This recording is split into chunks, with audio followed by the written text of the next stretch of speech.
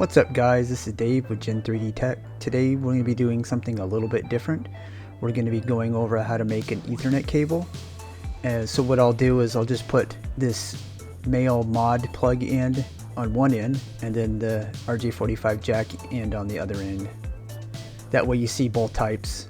This type is terminated with a punch tool and this is terminated with a crimper. So if you're making a patch cable like this, you'd put two mod plugs on each end. So the purpose is so if you have, say you have your setup and you don't have the right length, you can make your own cable, custom length, so you don't have a bunch of excess on one side or the other. It's just a cool thing to be able to do, and it's really not that difficult. You do have to invest a little bit in some tools.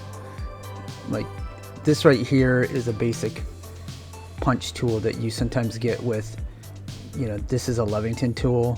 Levington is probably the most common brand. All the ones that you find at Home Depot and Lowe's tend to be copies of this brand. They're usually compatible. And they'll come with something like this, and it's not a very good tool.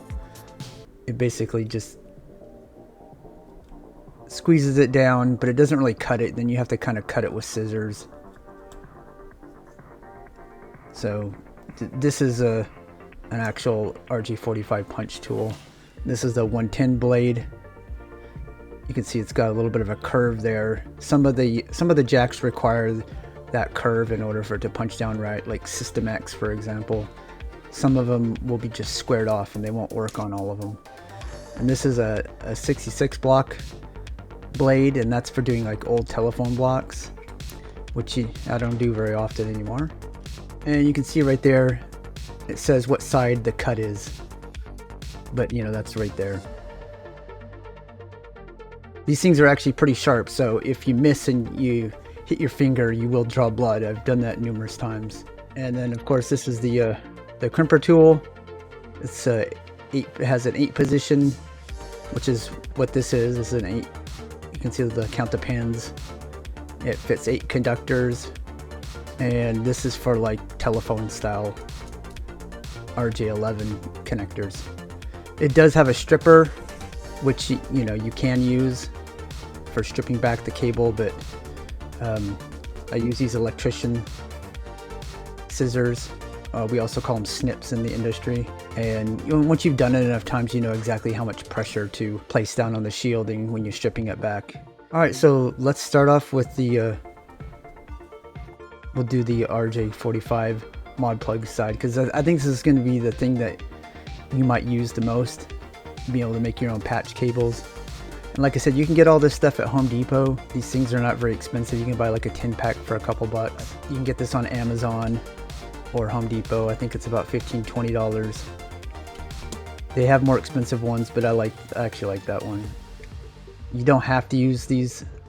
These things are anywhere from $10–20. You can just use regular scissors, or you can use strippers, and these things can run you anywhere from $20 to $50 depending on what brand you get. But like I said, you do get this thing if you have to use it. I just don't recommend it. It doesn't give you a clean termination. And as you can see right here, this is a Cat 5. It's a Burtec. Just some cable I've had laying around in my garage for a long time from when I used to do little side jobs. You can also get the cable at Home Depot.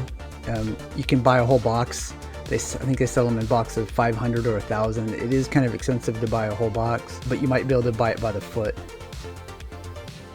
So I like to go back, about 3 inches or so, and just lightly score it. See how it bends like that? And just pull. This right here is just some string, so you can actually pull it back to expose more of the shielding. You just want to snip it. Now this is Cat 5e, so it doesn't have a separator, but Cat 6, well, you'll see a plastic separator in the middle, and you'll have to trim that back to here. Just so you know, Cat 5e, if you terminate it correctly, you can get it to work at 2.5 megabit. A lot of motherboards now come with 2.5 megabit, and you're starting to see switches come in 2.5 megabit. If you want to go higher than that, you're probably going to need Cat 6 or Cat 7. So the way I like to do it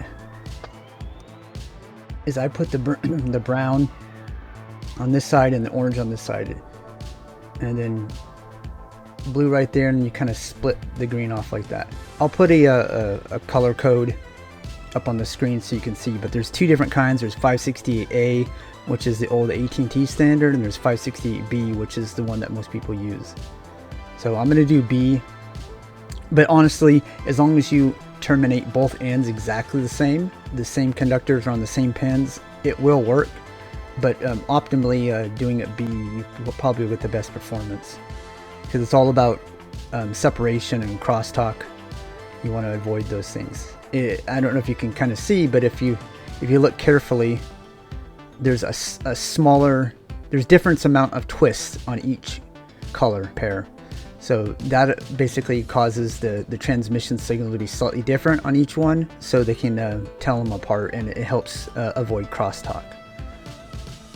So what I like to do is I just untwist them like that, and then I rub my finger, pulling it nice and flat, and then I go into the blue.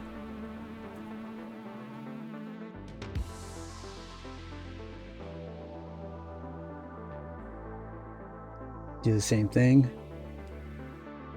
and then I do the orange.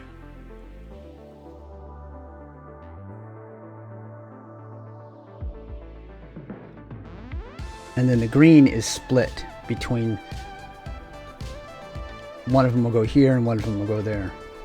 So if you're doing A, the green goes over here and the orange splits.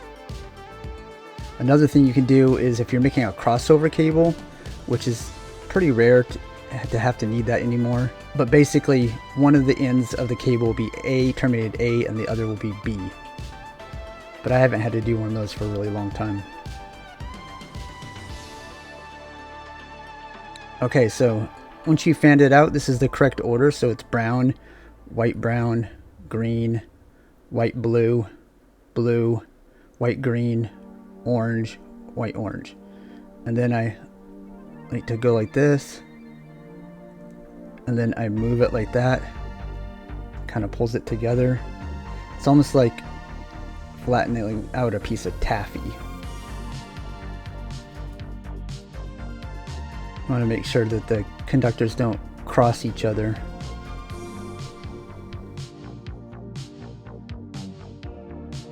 So you get it nice and flat like that. And then what I do is I just take the middle of my thumb and I put it right there.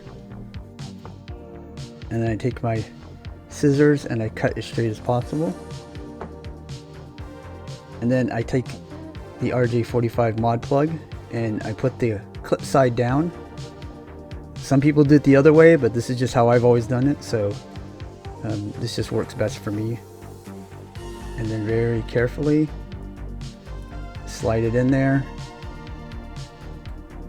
And if you've done it right, you'll see the shielding will go up into there, where this little spot where you're going to crimp down on it.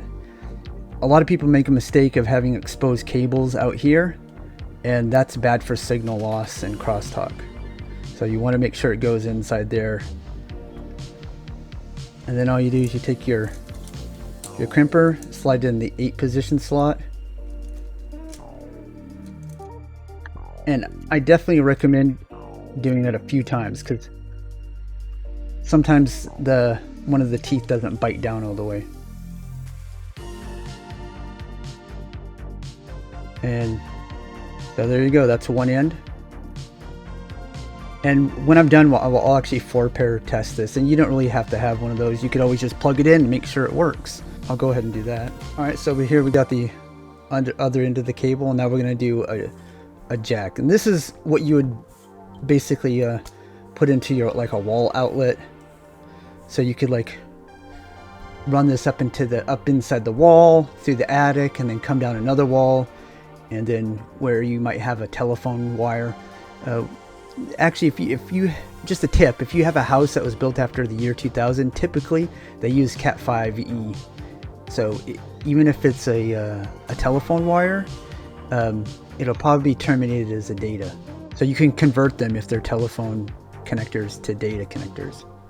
That's what I did in the house I live in.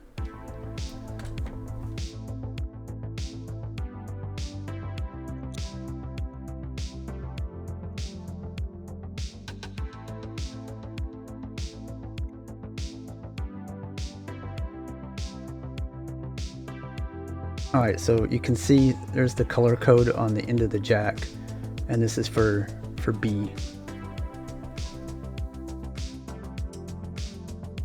So I like to take that right up to there.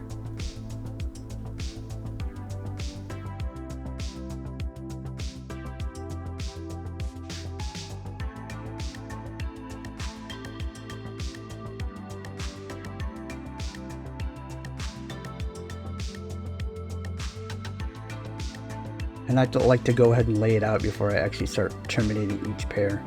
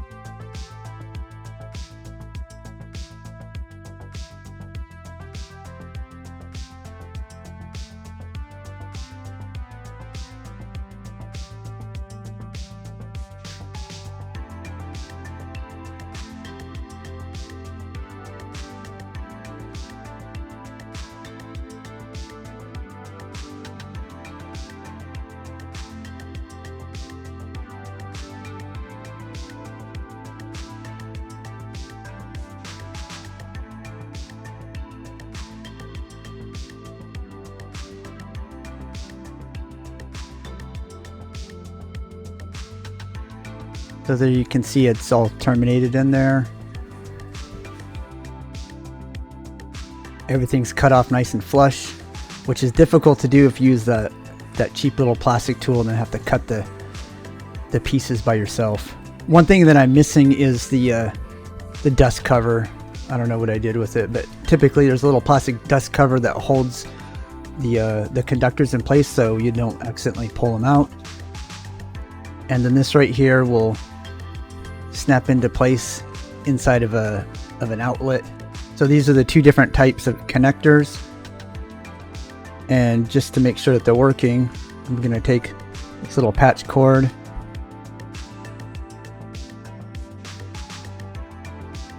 and plug it into the remote side of this 4-pair tester. And those things are actually pretty cheap if you want one. You can get, this one's about $20 I think on Amazon.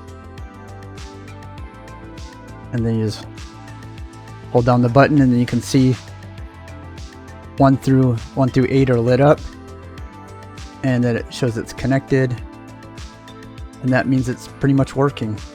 If there was a crossover, so if you had something crossed over, like basically 4 went to 6 or something, you basically had the conductors on the wrong side, it would show that. Or if there was one of them that wasn't pushed down all the way, it would show a no connection.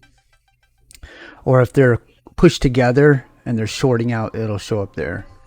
But this is a very basic 4-pair tester. There's much more advanced ones that test for crosstalk, noise, give you cable lengths, and some can even give you the if it's plugged into a switch, it can even give you the IP. I mean, that's about it for that.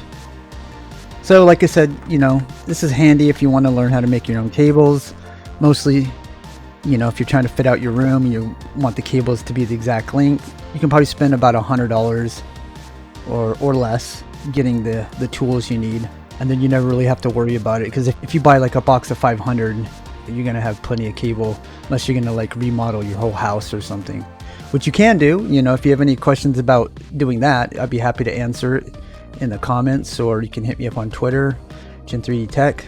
Yeah, it's real simple thing to do. And another advantage too is there's so many different types of colors. There's even glow in the dark cabling you can buy, so you have lots of different options. It's just a nice little skill to have. Anyways, if you found this video useful and you enjoyed it and you'd like to see more videos like this in the future, go ahead and hit the like button. And if you haven't subscribed yet, hopefully I've earned your sub. Hopefully I'll see you on the next video. I got lots of great content coming around the corner. Tons of mouse pads and a whole bunch of really cool mice. Some amazing mice that are on their way. Anyways, I'll see you on the next one. Thanks for watching.